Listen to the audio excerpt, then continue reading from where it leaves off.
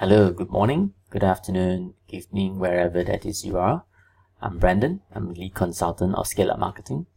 Welcome to my segment about doubling your sales with lifecycle marketing. So, we are a company that deals a lot with marketing automation technologies. Myself, I'm both a marketer and a technologist. I'm a certified consultant with Infusionsoft, and I'm a trained programmer. I'm also a Scrum master and a Scrum product owner. So for those who know about Agile, it's an Agile way of programming, and we use that philosophy and that process in our marketing processes as well. Infusionsoft is a marketing automation software. We are a certified partner, and it is used by SMEs to automate their marketing and email campaigns. So this topic about marketing automation arises because there's change in how people do marketing, and with the push of technology, digital marketing especially, today's marketing is no longer what we used to do yesterday, right? So in the past, for people to make a buying decision, it was rather straightforward. People maybe listen to a radio ad or look at a newspaper or maybe watch advert on TV, and they also receive a direct mail like a catalog or some kind of newsletters, alright, and then they buy, right? But nowadays the way that the consumer make a buying decision is a lot different. There are a lot more touch points, a lot more entry points whereby you can reach a consumer. Even before someone buys, they actually they might search for a certain product, and then they do their research in forums.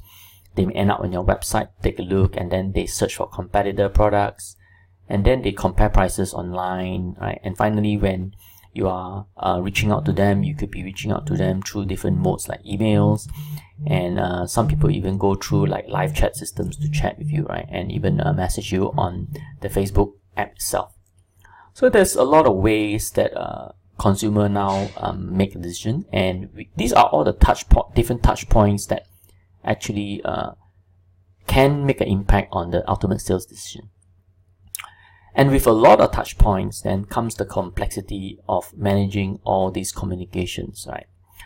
So digital marketing has allowed us to actually target certain audiences very specifically, right? And of course, that also brings in its own challenges, like how do you monitor and track leads that are coming into your marketing, right? And at the same time implement different kind of touch points to eventually chase and convert this prospect into a sale.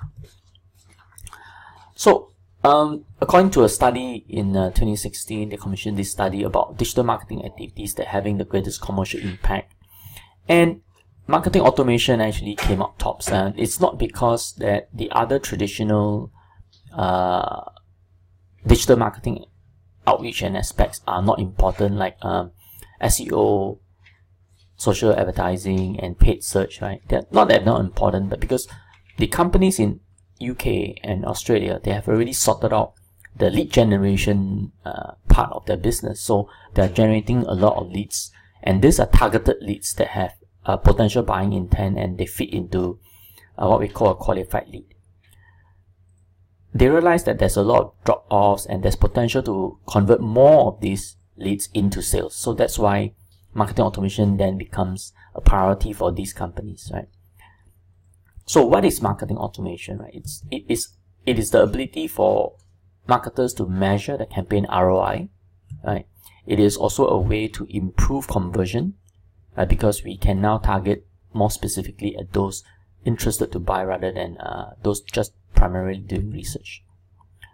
And marketing automation also drives increase in sales, right? And reduces marketing overheads, because we can now know who in our sales pipeline or in our prospect listings that they are more interested to buy, and therefore I target my sales team to call them up, and then we also can look at retargeting this group of interested buyers, right, in a retargeting campaign. So that results in increase of sales and actually reduction in marketing overheads.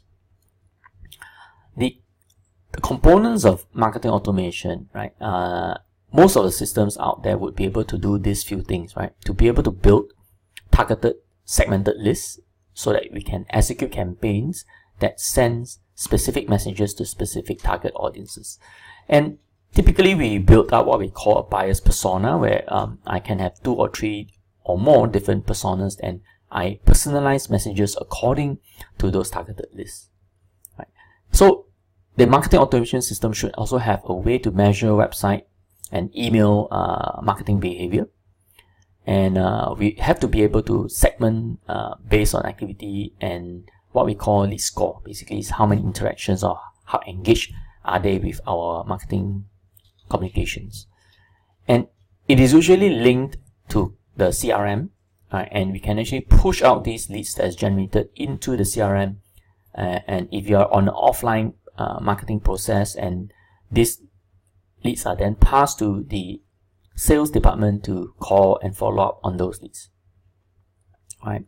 And if buyers are so-called semi-hot, they're not really that ready to buy yet, so warm leads are then sent to nurturing, right? So that to educate them to get to know more about product, trust the brand, and then finally make maybe a trial purchase and then turn into a customer. All right. And the marketing automation platform should also able to analyze your marketing and sales performance. Right? So in essence, these are some of the criteria, I'll say, what marketing automation can do for companies. Specifically, Infusionsoft, what we do for Infusionsoft is that it can actually serve as a CRM, right? That's where we also have customer history, contact information, the contact history, communication history through emails, opens or clicks. We actually know that, and we also built in the automation functionality to develop different workflows. So we can set automated email sequences, and we can set up follow-up sequences in order to prevent lead loss. Right. So in essence, that's what it does.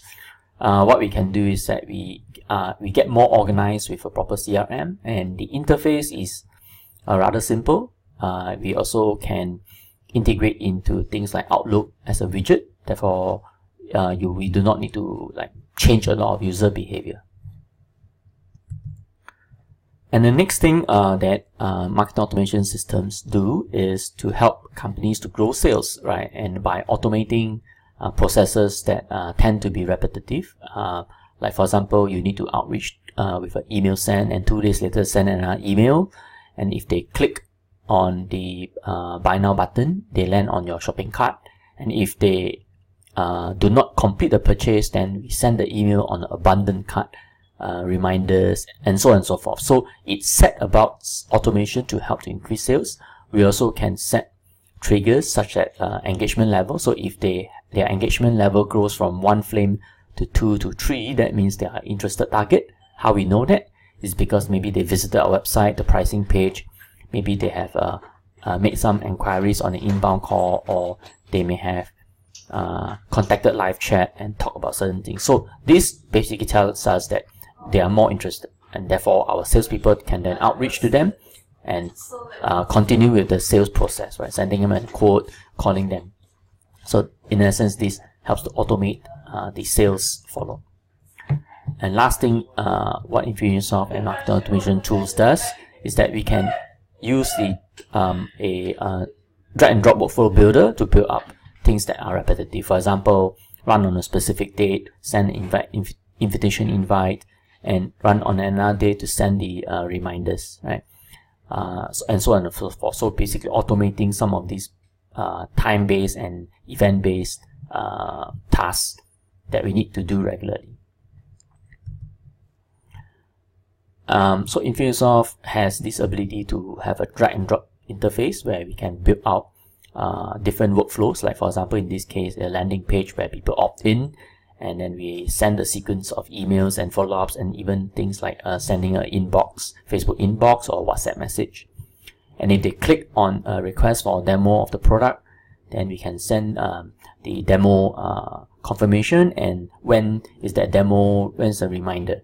And ultimately, if they lead to a purchase of product A, B or C, we can then send them a, hey, thanks for buying product A, and actually, do you know that you can also use product B with product A, then we can automate upsell sequences as well. So a workflow builder, in the sense that we can look at the campaign level reporting.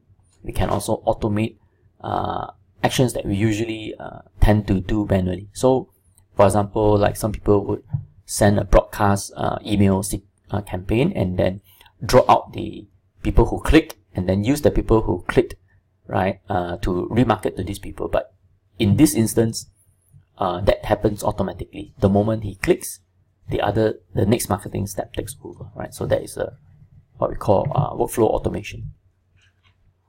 So with a tool, we also need processes to make sure that what we set out to do is correct, and it gives us good success and good ROI. So the next part, I'm going to talk about what process you can build in order to use lifecycle marketing to boost your revenue. Right. So we have this process called lifecycle marketing. We can break it down into 3 sub-stages: the attract phase, the sell phase, and the wow phase. In the attract phase, right, is where people start to get to find out about your product or service. Right? Another terminology is to create awareness. Right? So how do I attract the kind of customers that I want, right, as a lead, and then capture their contact information, set up nurture campaigns, and ultimately sell them. So the first phase is, how do I attract the right target audience? Okay. In the attract phase, we have 3 sub-stages. First is to be able to target the right customer audience, to be able to attract the interest so that they will click on the campaigns, and finally, how to collect the leads, right? Having a form to capture the information. In the target stage, we need to really clearly define who do we really want to reach out to. Okay, as the saying goes, if you sell to everyone, you actually sell to no one, right? And especially so in marketing, the clearer and the more concise we craft our marketing message, the more it will appeal to the person we're trying to talk to, right? So rather than targeting at any football fan, right, I'm actually trying to target at a male 40 years old that likes Arsenal and who has a balding forehead. So we actually define what we call a buyer's persona. We give them a story, and we are able to talk about what are their motivations, what are their pain points, what are their buying considerations before they buy. So rather than targeting at the whole universe of customers, we have a few personas which we speak to, and we develop core marketing messages to target at this group. We also want to define who we do not want in our database, right? We know that there are not all customers are created equal, and some give you more problem than profits. So we also define what kind of customers do we not want.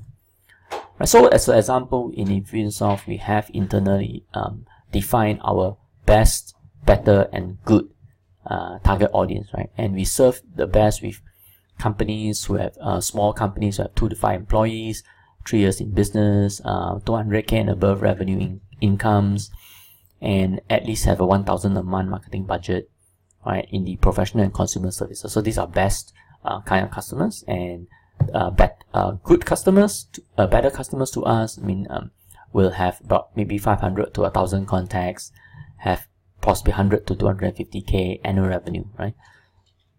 Maybe have a lot. Maybe some of them have 10 up to 10 employees, right? And also we look at maybe the product is better suited to those who have more digital marketing and sales experience, right? And we appeal to more the English speaking crowd. So by defining clearly what kind of target market you want to serve, helps you to create personas and as well as marketing messages that are very tailored to that particular audience. We are also pretty clear on what kind of businesses we are not targeting, right? So for example, like we are not targeting at companies which have a lot of employees. Okay, in fact, when there's too many employees, we find that our system, because of the hierarchy of reporting, seems not to fit very well in this kind of businesses, right? And we also preferably do not have companies that have no digital experience, and of course, obviously, no marketing budget, right? So we know exactly what kind of markets do we not want to target. So in your business, do you have, right, a clear understanding of who are your target audiences and who are you not targeting? The next step is actually to create interest to attract this group of potential prospects or potential customers, right? So how do I create something that will interest people, right? And frequently we actually create what we call useful content, and by generating content that people read, right? And because they read your content on a daily basis or weekly basis, you then gain what we call authority in the market, right? And with authority and people reading the content and seeing value, then people will start calling you instead of you calling them. So content strategy is probably one of the ways to establish a thought leadership and authority, and therefore you have inbound leads as well. Okay, so one of the ways is to generate useful content that people can download, can consume, or can trial and test your product. So once I have interesting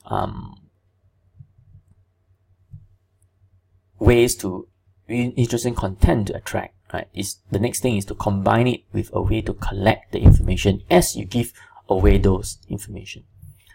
So how many of you have a newsletter sign up in your website? Okay, and actually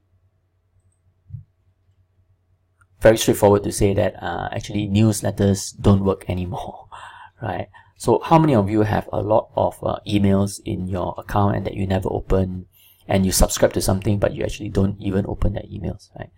So this used to be something that is possible maybe 10-20 years ago, but subscriptions no longer work because we are overloaded with different emails, right? So very few people nowadays subscribe to email, and even if they put in, it might not be serious, right?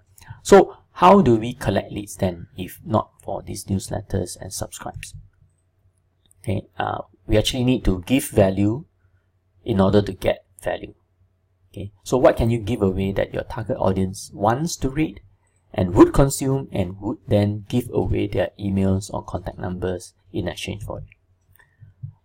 So what we built is what we call lead magnets. So these are some examples of lead magnets, like Anthony Robbins, which is a famous speaker and coach, right? An author of books, right? So he gives away a free chapter, right? So download your free book chapter now, right? So this is one way, right? Sending out, if you are an author, right? This is one good way. Download a free chapter, download an audio version of the book. How-to guides. So many people refer these to as ebooks, and it is important for how-to guides and so-called ebooks, right, to be very relevant and valuable. So in this case, this company who is talking about gardening, right, the copywriting for the headline and subheadline is actually very important, right? So grow enough food to feed a family of 4 in just 4 square feet of space, even if you don't have a yard. So an attractive subtitle, value proposition, right? And here you see that they are only able to just get one thing, that's the email address. So this value is sufficient maybe only to part with an email address, right? But at least that's one step up from a subscribe, right? Okay. That another example of a lead magnet is what we call a swipe file. So a swipe file is something that you can take away and use immediately, right? So in your different business, there may be a way that there is something that someone can take a template from you and then they can use it immediately, right? So a swipe file, maybe even like a Excel spreadsheet that is specially created with some calculations inside that's useful for your target audience. Toolboxes are another way to label it. So as in a swag file, you maybe have one thing that you're giving away, but in the toolbox, you're actually giving a combination of useful things, right? So it's a toolbox. So this is a ultimate digital marketing toolbox pop up from Digital Marketer, right? And can you see the way that they craft the call to action button, right? Yes, no, simple, right? And say, I want all your free tools. No is my business is already perfect, right? So the copywriting is important here. So see, who will click no, right? So most of them will just click yes. And this is a two-step opt-in. When they click on yes, another form will pop up for you to fill in the rest of the details. So it's a two-step opt-in process. So toolboxes. Cheat sheets is also another way, right? So for cheat sheets is something that it may take other people a lot of time, and you want to cut short the time for them, right? So that's in a sense cheat sheet. So if you are an importer, you would definitely like to download this cheat sheet, free complete blueprint from importing from China, right? And then a nice graph to say, okay, these are the other related challenges of importing from China, and I have all the information you need in my complete blueprint. You can also give away free video training, right? If your product can be digitized, and you can actually it's a tool that can be used, and you can actually demonstrate it in the video, so that is possible as well. Free video training. For physical products, you can give away like catalogs. So IKEA does it very well, right? And of course, to give away a physical catalog, I will need your addresses as well, right? So then I can send you a physical copy. So in that sense, I can get a lot more information if I were to give away a free physical product. Free trial. So for software, you can give away free trials.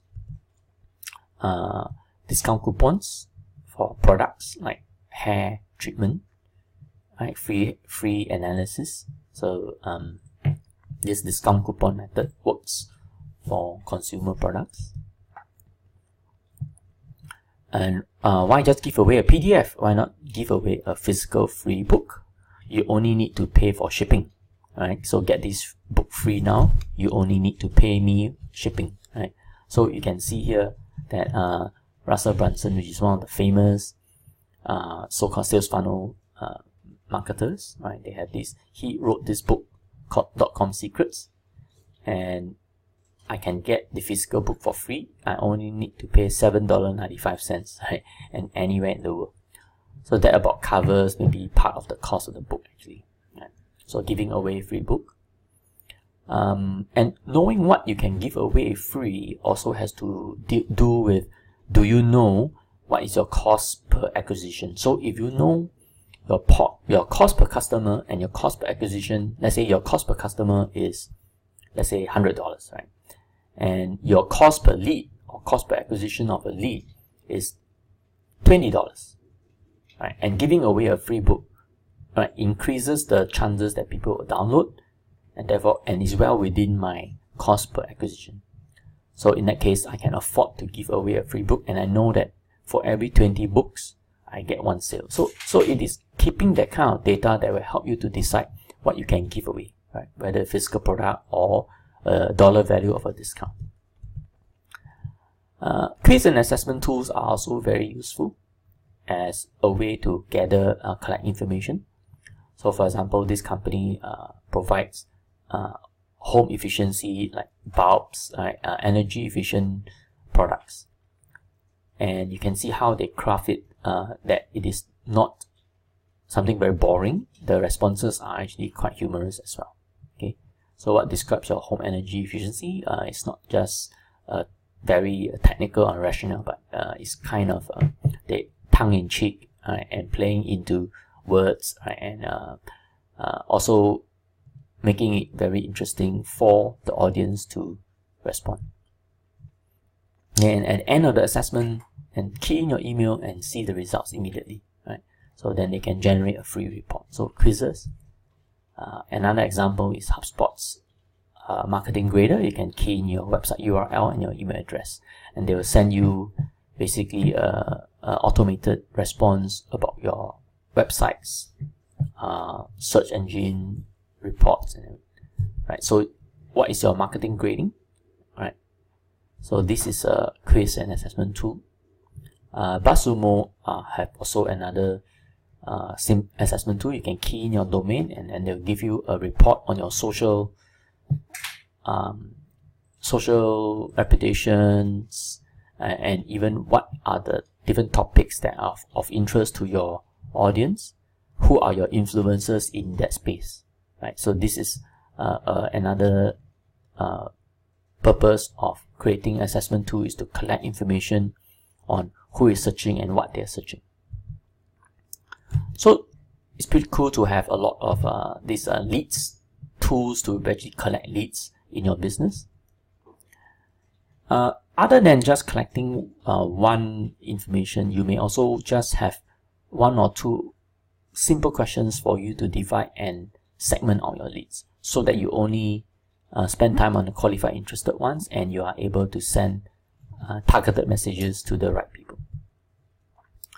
Okay, so in Infusionsoft, for example, if someone fills up visit the websites and fills up a form, we can then automate a response, and we also can have people filling the receptionist filling in a new lead manually, and that also can automate a follow-up, right?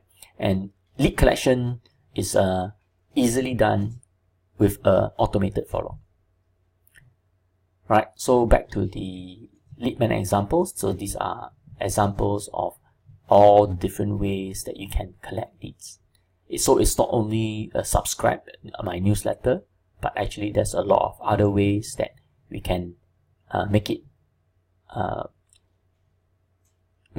create that value in order to get the information that we want, right? So it's a trade-off between what value can give and what the audience is able to give you or willing to part with.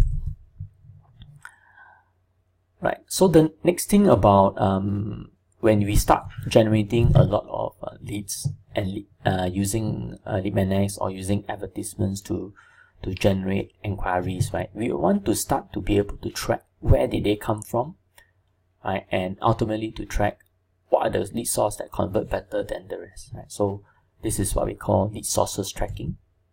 Lead sources could come from online sources, paid ads, SEO, forums, right? Mobile advertisements, but they also can come from offline, right? Like for example, events, exhibitions, even direct mail, right? Display ads, radio and TV, okay? And even things like partners, right? Channel partners, power teams, through PR and affiliates.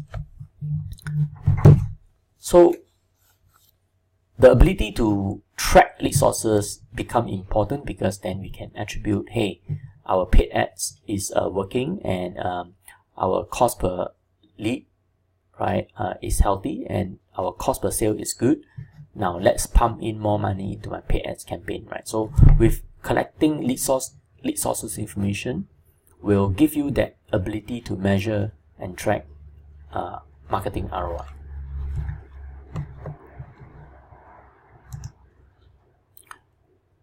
The next phase in lifecycle marketing is the sell phase. In the sell phase, we want to be able to convert more of the leads into sales, right? So because not all leads will become a sale immediately, so they exist in our database as a lead or a prospect. So how can we create more touch points and educate them about our product or service, right? And consumers pay attention to you only if they are motivated to do so, and the best way to gain their attention, right, is through interaction and education. Obviously, you will need to understand your target consumers before you can educate them, right? So as you build out your content strategy, consider how your message serves your target customers' basic psychological or self-fulfillment needs. Then build foundational content on your website, blog, social networks, or other communication platforms that meets those needs. Building trust is essential, and it takes time. Consumers will take more of what they need to know from organizations that give them what they want to know. Continue to be helpful and useful in the content that you provide, and always strive to create experiences that makes your target consumer smarter, and that you look out for their interests. They can easily access and they can share easily through social means. So with that, then it makes it easier for you to give an offer and ultimately be able to close them better. Okay, so one of the benefits of following up and educating customers, right, is to be able to nurture your prospects, more of your respondents into customers. So imagine you send out a 10,000 piece direct mail campaign, right, or email campaign, and out of these 10,000, 100 people say that they are interested in your product or service, and out of these 100 people, 10 end up buying within a week. So question is, what happens to the remaining 90 respondents? Typically, what happens is that they actually fall through the cracks.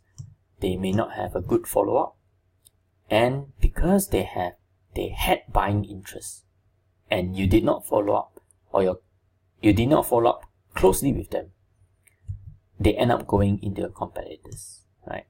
So these are all wastage. Question is, can your business afford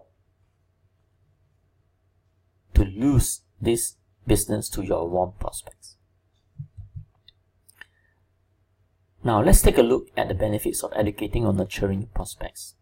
So when you send out the direct mail or email campaign, out of these 10 customers, 90 respondents could have been nurtured over a 3-month or 6 months period. What happens then? Potentially you could, out of these 90, maybe close 5, right? Or even 10 or 15 more additional sales. So that will significantly impact on your total customers that you acquire, right? So buyers may not buy immediately. If you follow up with them, right, typically they might convert. So a study shows basically nowadays we need to achieve about 7 to 8 touch points before people buy. So in your system, have a process to reach out to your customers and create those touch points before they buy.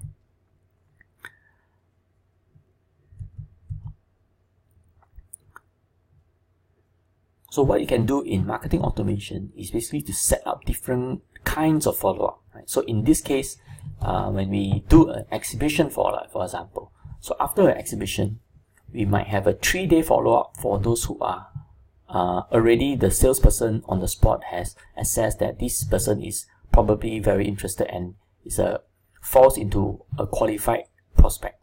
Okay, then we might want to set a 3-day follow-up, which consists of an immediate email and a task for the sales rep to call within the next 3 days. Where some people maybe fit the qualified prospect targets, but they actually did not express immediate interest, we may have a 7-day follow-up instead. So maybe first is to send an email, right, introducing the company, right, and send maybe some product brochure. 3 days later, send another email, right, and maybe set a task for the sales rep to connect with them on LinkedIn. And maybe on the 7th day, send an email on behalf of the sales rep to ask if they are interested to have a demo or have a follow-up about some kind of a fact-find or requirements gathering, right? And then finally, the not so interested part can have a 30-day follow-up with a few emails and an invitation to a webinar, for example, right? So an automated follow-up process makes sure that there is no leakage and you do not forget to do what you're supposed to do in terms of follow-up, right? So automating follow-up is one of the way to make sure that we prevent leakages and do not waste our leads.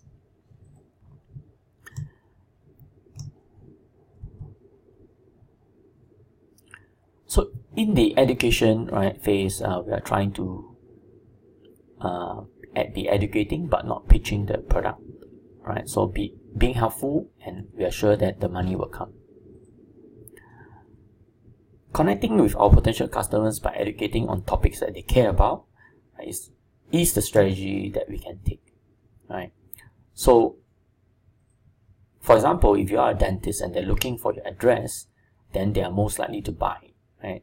And if they're searching for teeth cleaning techniques or comparing dentists, then you need to mentor them along the process with answers to their questions. So providing this valuable information can help you connect with the audience and educate them based on their motivations and values.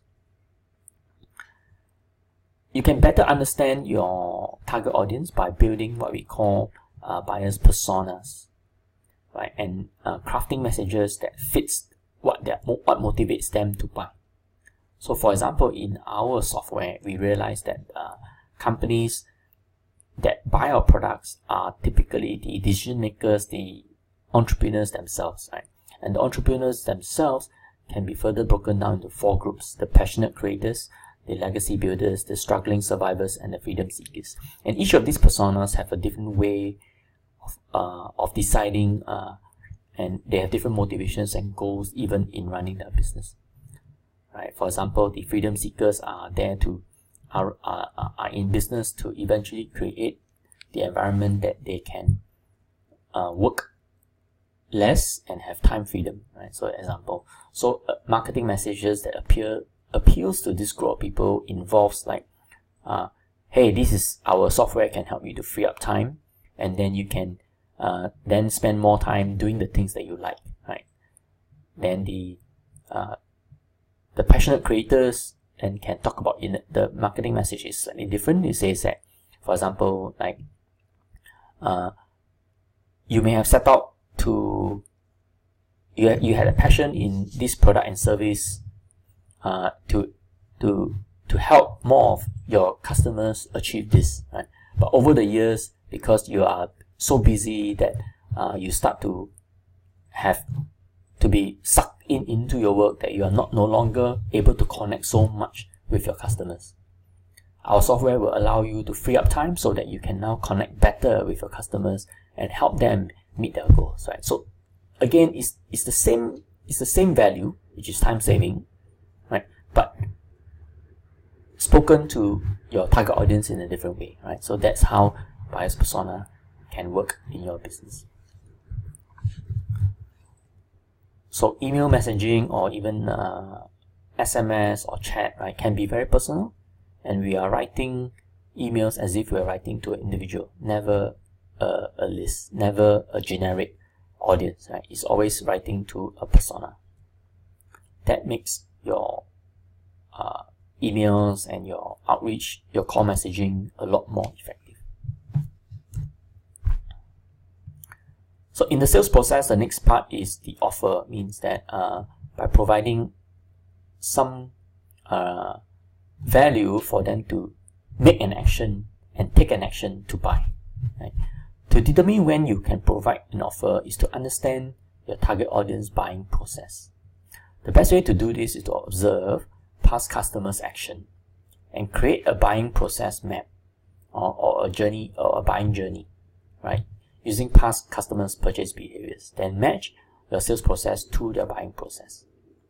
Example, if you have a sales team or if you are the entire sales team, you want to optimize your resources so that you spend your limited time with consumers that are qualified. Lead scoring is a great tactic to use that will ensure that you spend your time on high converting individuals.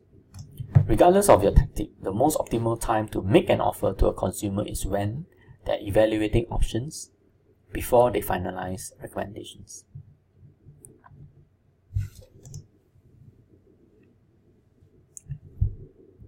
The process of determining when to provide an offer is specific to your business. You can start by understanding your segmented customers' buying process. When in the past have they been most responsive to an offer? You can map this out on a piece of paper. So you can determine the optimal offer timing and then implement, test, evaluate, and adjust. a helpful strategy is to use a lead scoring process to focus on high converting prospects. For example, in your tracking and history, you know that customers that click on buy now links in the email that had a coupon code but did not complete the purchase would be an interested customer, right? Then this customer would get more flames, right, or higher lead score. Another example would be maybe someone visiting your website, the pricing page or the customer testimony page, or they have watched a video for more than 50%. That would increase the lead score and flag out to your sales, offline sales team, or you can trigger an automated offer via email, right?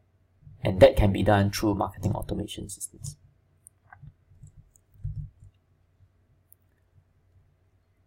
And now that you know a little bit more about the offer stage, it's time to close the sale. The closing the sale is not just an exchange of money. It's the beginning of a relationship. It's about excellence in delivery, great communication, and establishing a lasting relationship. So how do you ensure sales excellence? Right, for a start, you can reduce the friction on payment and make it easy and smooth, right? And have important documentation on how, perhaps,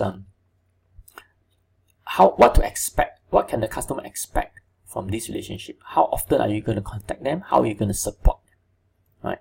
And have well-trained staff to execute this fulfillment of your first process. In fact, we'll find that the first time you have only one chance of impressing your customers of your product and service. Okay.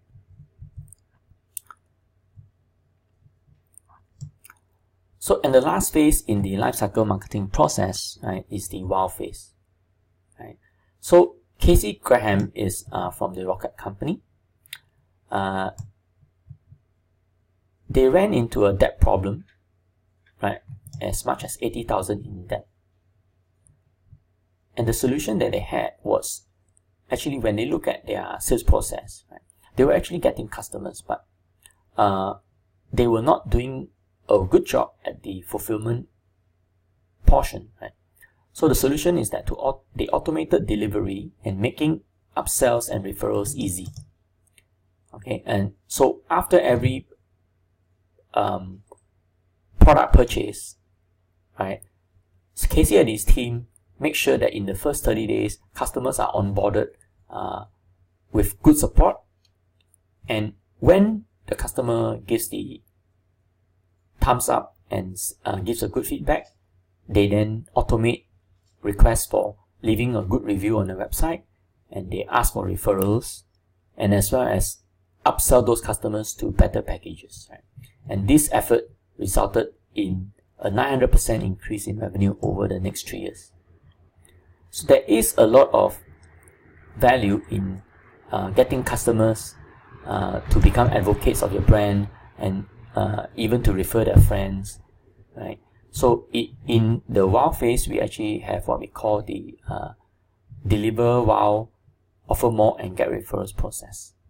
Right? So the deliver and wow phase is in the first fulfillment of the first product or service. What can you do to make sure that the customer experiences a positive experience of the product and service? Right? It is not enough now just to deliver what is expected, but go beyond that. Right?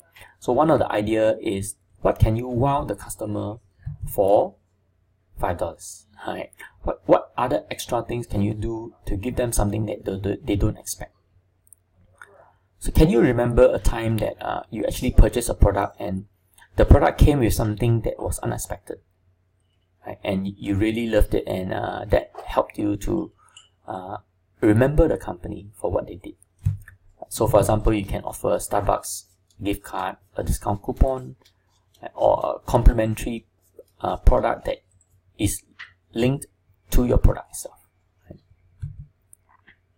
So for example, one of the companies, what they did is that it's a cleaning company, right? So after the cleaning service, they actually gave as a gift to the company a UV torchlight. Why? Because they can always shine the UV torchlight in the night and dirty spots appears as bright spots. So they have a message on the torch that says that if you can see bright spots in the night, it's time to call us. Okay, so that's an example of an interesting free gift that is also relevant. Right.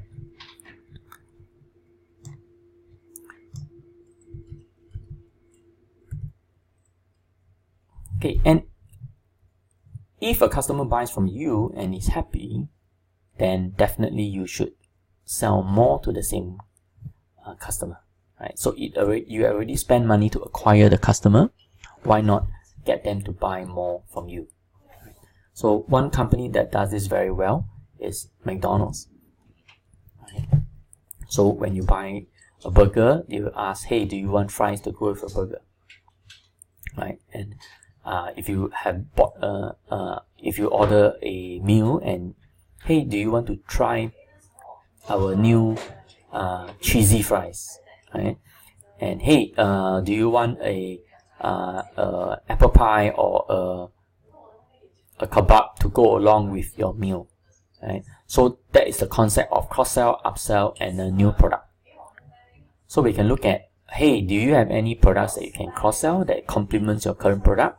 Do you have an upgrade of your current product?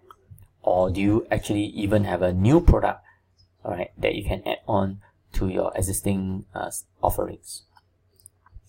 You'll be surprised at how much revenue you can actually gain from current customers using this approach. Many companies do not get into these referrals very well, right? And what is the problem? Because actually, we realize that many companies do not even ask for referrals. So you see, you are spending less money to market to existing customers rather than trying to attract new ones. So that's why it's so important to wow them from the start. Anticipate their needs and deliver more than what you promise in either quality, quantity, or by recommending something that satisfies their needs. So leverage on your strength, because that's what sets you apart from your competition. And don't be surprised if you start hearing from their friends. Referrals is one of the cheapest ways to expand your business, and wowing current customers is the fastest ways to earn referrals. Finally, asking and rewarding customers for referrals completes the wow experience. Effective referral programs are a big win for small business because they help customers develop habits that include your company and engage your company. Consider establishing a formal referral program with rewards that are easy to obtain. Providing small gift cards, discounts, or movie tickets for referrals is a great way to demonstrate appreciation. So that brings us to the end of this presentation. These are some of the other ideas you can look at in terms of getting referrals. So for example, this is like a competition, right? And it's a very simple process, filling in a form, and they qualify for it. And even in the wow phase, we can actually automate the processes. So for example, if there's a new customer, to build in a new customer welcome and 30 days fulfillment process so that the customer feels that they are appreciated and their expectations are being met. And you can also automate things like a refer a friend processes, where you can potential good customers are identified and you can send them a refer a friend program, invite them to refer a friend, and when they fill out a form to refer a friend, then set up a task to call the new referral and thank the person that referred. So these are different actions that can be automated in Infusionsoft. Okay, so that brings us to the end of this lifecycle marketing process. What is the outcome that you can actually improve, right? So if we are able to do what I've mentioned, right, we can increase the number of sales opportunities, okay, by capturing more leads, by getting more referred customers to refer their friends. So in essence, we are increasing the number of opportunities that we can sell to, right?